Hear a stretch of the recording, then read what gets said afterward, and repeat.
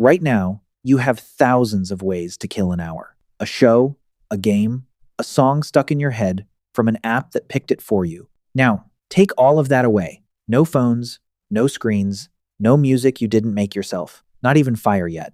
What's left?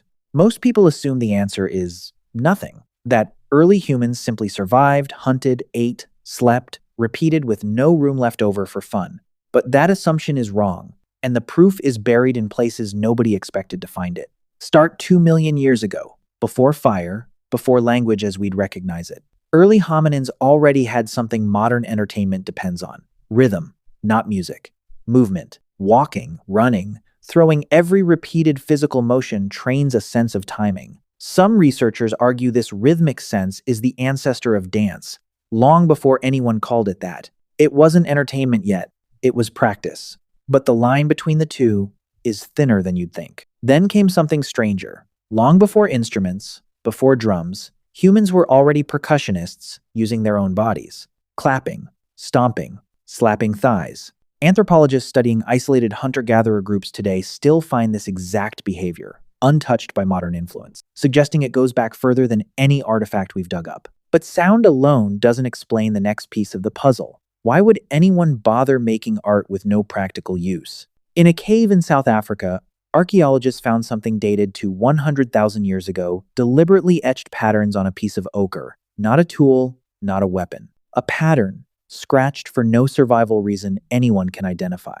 Whoever made it spent time and effort on something that did nothing for their next meal. That single object breaks the old assumption completely. If early humans only acted for survival, this shouldn't exist. But it does. Which means somewhere, boredom or curiosity, or the simple urge to make something was already powerful enough to compete with the demands of staying alive. And once you accept that, the next discovery makes more sense than it should. Move forward to around 40,000 years ago, and you find bone flutes. Actual instruments, carved with deliberate finger holes, found in caves in Germany. These weren't accidents. Someone sat down, shaped bone into a tool for making music, and presumably played it for other people. Music had become social, a shared experience, not just a private rhythm. And where there's a shared experience, there's usually a story. Cave paintings from this same era don't just show animals standing still. Some show movement, multiple legs overlapping to suggest motion, scenes that look almost like an attempt at storytelling through static images. Some researchers have gone as far as comparing it to an early form of animation.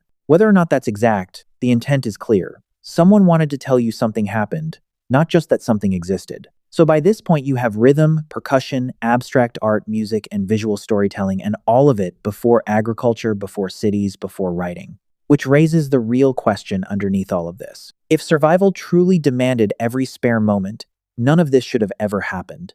Every hour spent carving a flute or painting a moving bison was an hour not spent hunting, gathering, or resting.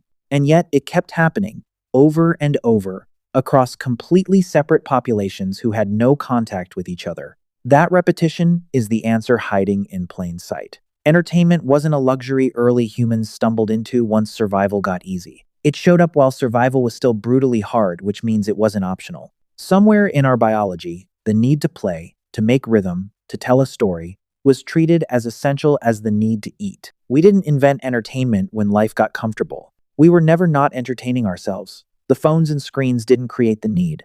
They just gave the oldest urge we have a faster way to be satisfied.